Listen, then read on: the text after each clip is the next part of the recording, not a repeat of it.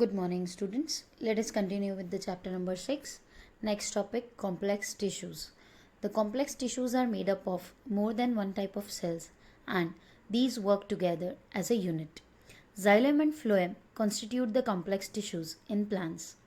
Xylem functions as a conducting tissue for water and minerals from roots to the stem and leaves.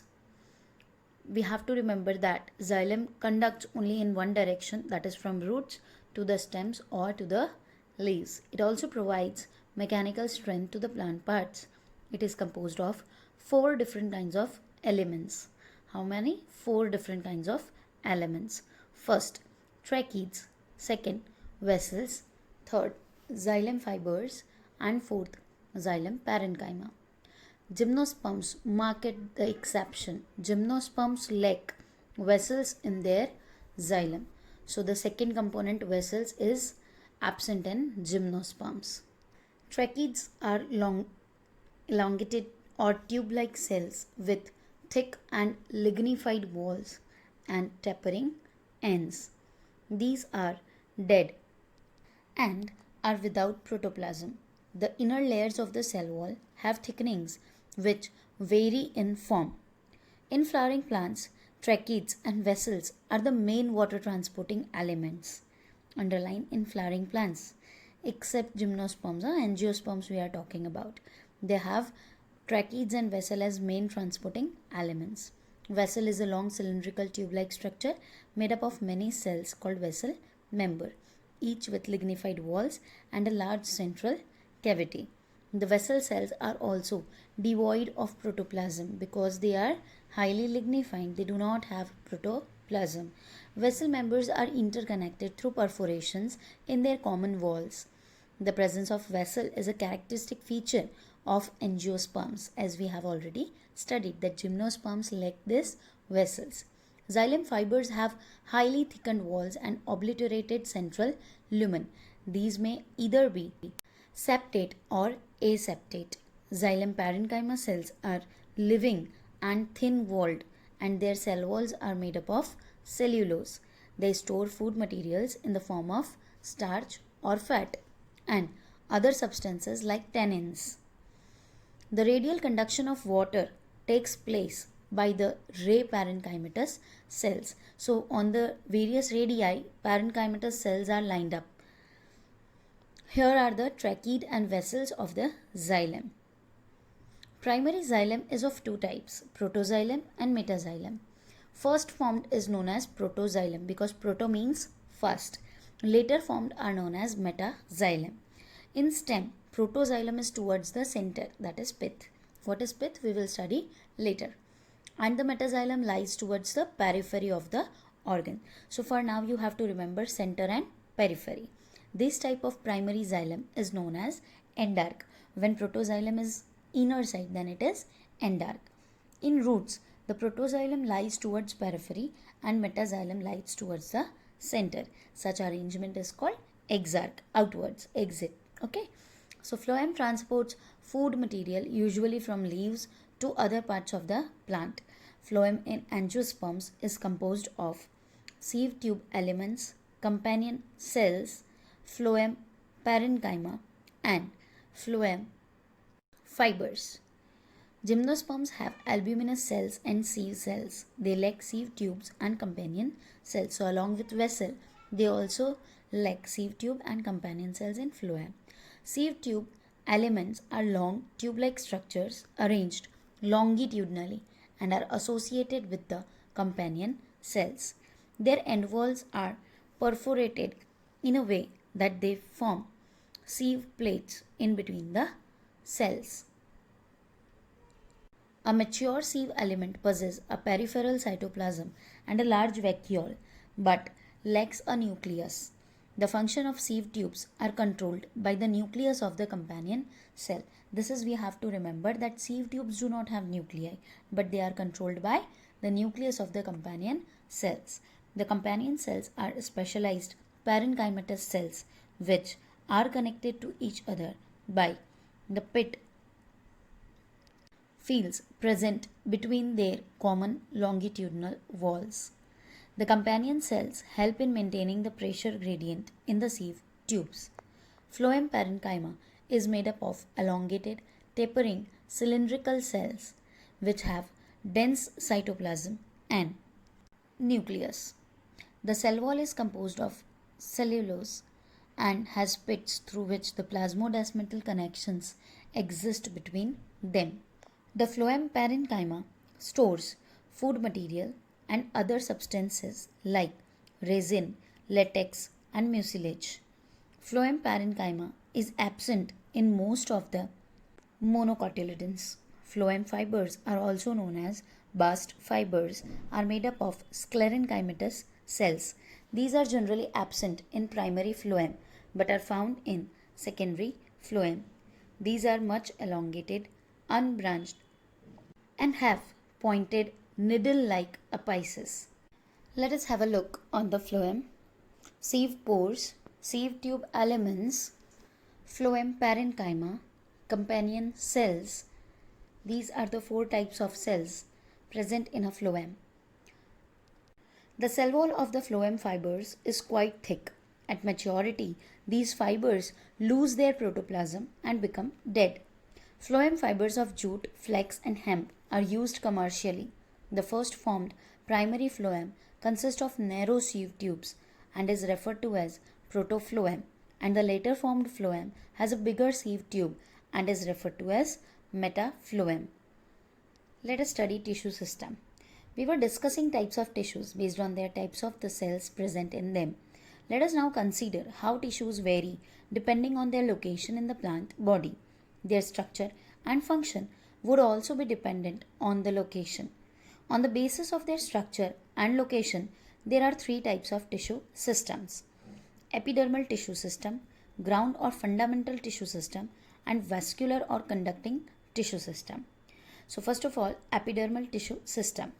The epidermal tissue system forms the outermost covering of the whole plant body and comprises epidermal cells, stomata, and epidermal appendages that are trichomes and hairs.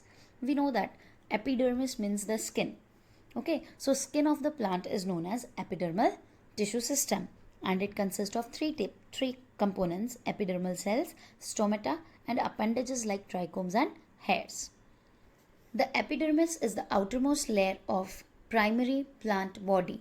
It is made up of elongated, compactly arranged cells which form a continuous layer. Epidermis is usually single layered. Epidermis cells are parenchymatous with a very small amount of cytoplasm lining the cell wall and a large vacuole inside.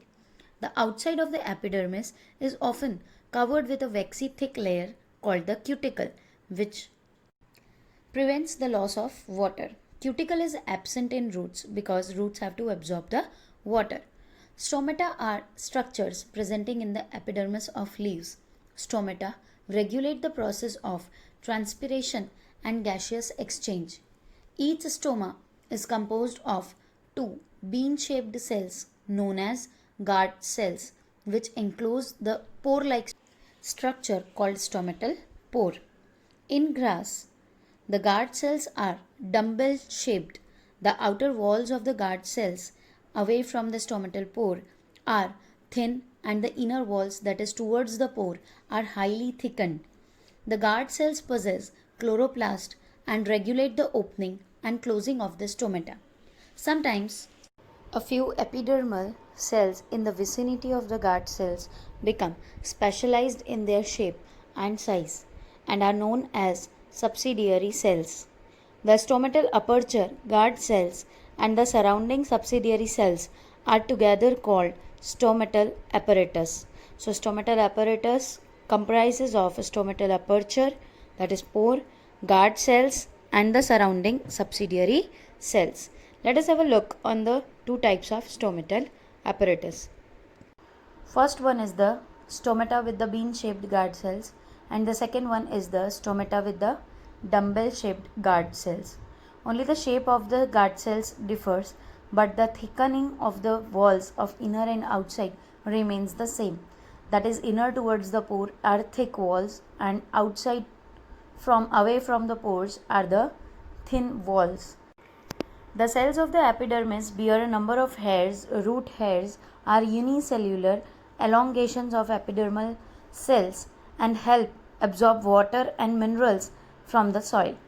On the stem, the epidermal hairs are called trichomes. They are usually multicellular.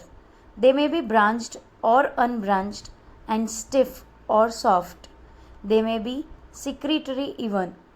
The trichomes help in preventing water loss due to transpiration.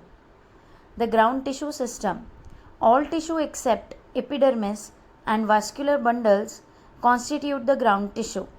It consists of simple tissues such as parenchyma, collenchyma, and sclerenchyma. Parenchymatous cells are usually present in cortex, pericycle, pith, and medullary rays in the primary stem and root. In leaves, the ground tissue consists of thin-walled chloroplast containing parenchyma known as mesophyll. The vascular tissue system consists of complex tissues phloem and xylem. The xylem and phloem together constitute vascular bundle.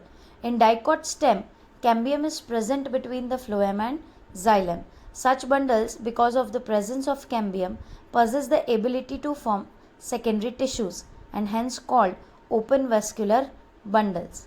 Here we can see phloem on the outer side, xylem in the inner side, and in between cambium. In the monocots, the vascular bundle have no cambium present in them. Hence, since they do not form secondary tissues, they are referred to as closed vascular bundles. When xylem and phloem within a vascular bundle are arranged in an alternate manner along the different radii, the arrangement is called radial vascular bundles. Let us have a look how they are arranged. Here, inner side xylem are there and between two xylem, phloem is present. This kind of arrangement is known as radial vascular bundle because we can see each xylem and phloem on the different radii of this cross section. In conjoint type of vascular bundles, the xylem and phloem are jointly situated along the same radius of the vascular bundle. Such vascular bundles are common in stem and leaves. The conjoint vascular bundles usually have the phloem located only on the outer side of the xylem. As we can see here, cambium is absent, so closed conjoint vascular bundle. Now, anatomy of dicot and monocot plants. For a better understanding of tissue organization of root, stem and leaves, it is convenient to study the transverse sections of the mature zones of these organs. Let us study the anatomy of roots in a dicotyledonous plant. In the transverse section of a sunflower root, the internal tissue organization is as follows. The outermost layer is epiblema.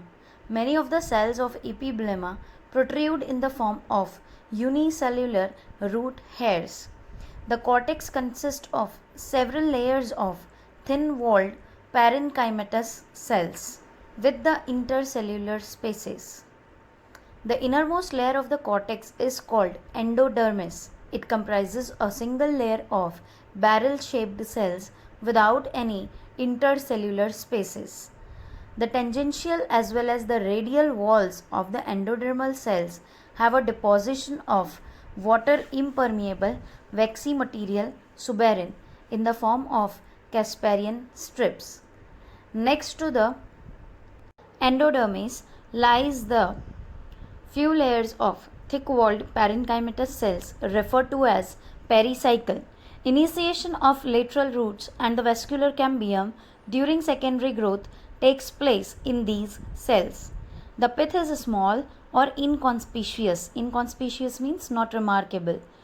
The parenchymatous cells which lie between the xylem and phloem are called conjunctive tissues.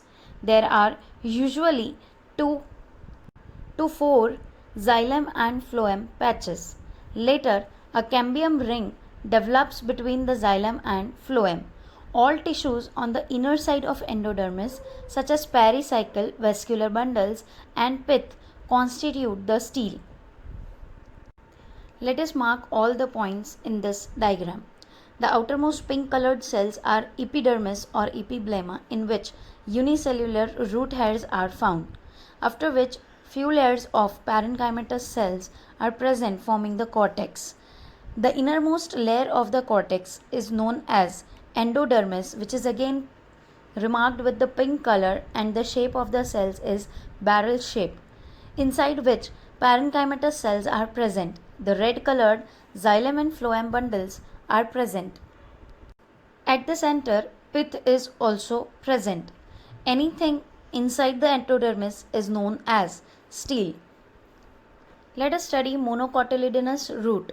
The anatomy of the monocot root is similar to the dicot root in many respects. It has epidermis, cortex, endodermis, pericycle, vascular bundle, and pith. As compared to dicot root, which have fewer xylem bundles, there are usually more than 6 xylem bundles in the monocot root. There we studied 2 to 4. Here are the 6. Pith is large and well developed. Their pith was small. Monocotyledonous roots do not undergo any secondary growth. Since cambium is absent here, no cambium ring is formed. If monocotyledonous root is asked to you, you have to explain all the things as we have studied in the dicot root, but only you have to make few changes like number of xylem. Second, pith is large and well developed and no secondary growth is found. Let us have a look on the cross section of the monocot root. We can see epidermis, root hairs unicellular, cortex, endodermis, pericycle, but more xylem, and the central pith. This is all about the monocot root. In the upcoming lectures, we will be studying dicot and monocot stem and leaves sections also.